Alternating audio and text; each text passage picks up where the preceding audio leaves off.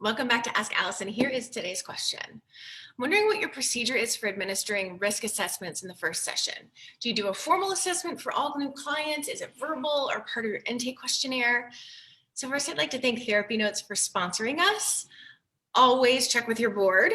Also, I'm a clinical supervisor, but I'm not your clinical supervisor. So keep that in mind as I tell you what I do. So I have questions in my intake forms that cover harm to self and others. I follow up with any affirmative information they put in there. And once we've been talking for a little while in the intake and it's feeling like we have some solid rapport, that's when I'll start by asking them if they've ever had suicidal ideation in the past, or if they've ever intentionally hurt themselves in the past. Oftentimes they're not totally honest on their intake forms because it feels really vulnerable to write that down, even if it is just like circling a yes.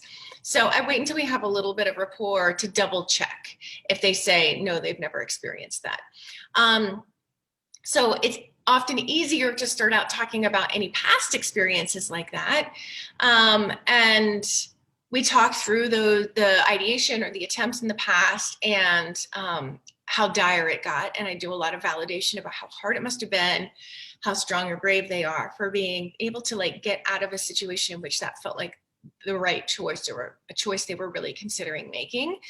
And then I say something like, does the same thing that helped you then help now when that pops up in your mind or when you're feeling that way?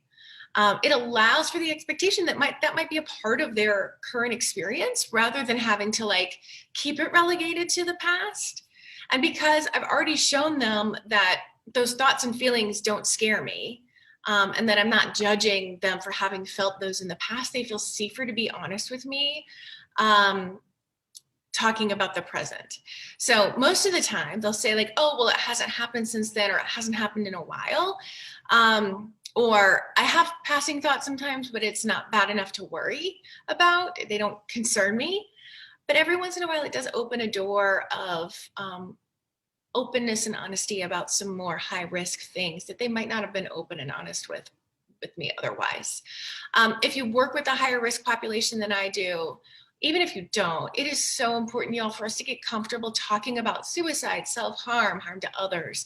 Our mindset around it as the clinician in the room makes a huge difference in how we assess and how safe our clients feel being 100% honest with us. Talking through your own fears about working with suicidal clients, that's a really great fodder for supervision or clinical consultation. For us to be able to do that part of our job effectively, we can't be so afraid of it. We're afraid to ask the question, or we're afraid to hear a true, real answer.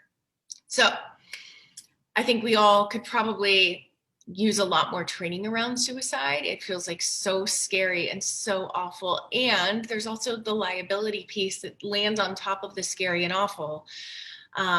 That I think training sometimes can really help, as well as ongoing conversations with colleagues or supervisor or clinical consultant. So I hope that helps. If anyone needs more clients in their practice, or you're full and you're miserable, I have a free training that can help you get your practice where you want it. That's over at www.abundanceparty.com/Phil, F-I-L-L. I'll link to that. If you have questions for Ask Allison, please DM me over on Instagram, where I'm abundance_practice_building. I will talk with y'all later.